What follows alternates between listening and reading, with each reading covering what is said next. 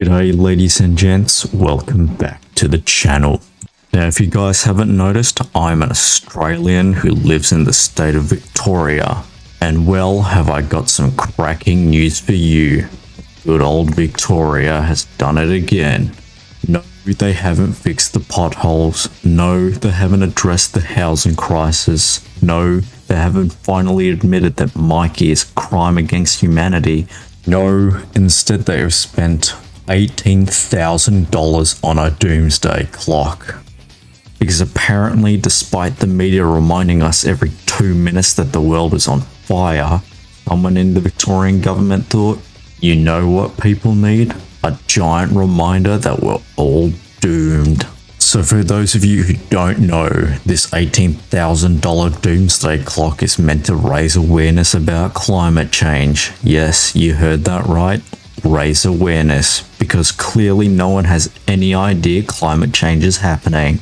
No one's noticed the bushfires, floods, the fact that Melbourne has had all 4 seasons before lunch. No, we needed a clock to tell us, a clock that counts down to the end. So now, not only are we broke, but we get to have a daily existential crisis every time we check the time. Brilliant. Now, 18,000 might not sound like a lot when you consider that politicians basically swim in taxpayer money like Scrooge McDuck. But let's play a fun game of what could this have funded instead. With $18,000, you could get 90,000 loaves of bread, a year's rent for a struggling student, emergency relief for struggling families, and fixing one pothole on Sydney Road. But hey, I guess my logic is flawed, because clearly a giant clock in the middle of nowhere is the right way to go.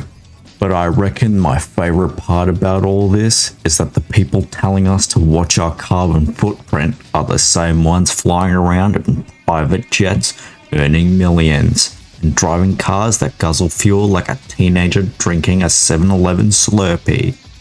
Like, no offense, but I'm pretty sure my 5-minute shower isn't what's pushing us towards climate apocalypse. Maybe, just maybe, it's the corporations dumping waste into the rivers, or the billionaires who treat the ozone layer like their personal punching bag.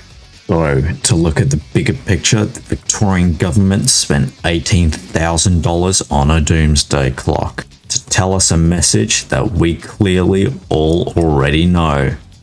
Could this money have been spent on renewable energy, better public transport, fixing the fact that every time it rains Melbourne turns into Venice? I guess not, because a clock is far more important. But hey, at least now when we inevitably descend into chaos, we can count down the seconds. And hell, why stop at the clock? Why not go full production?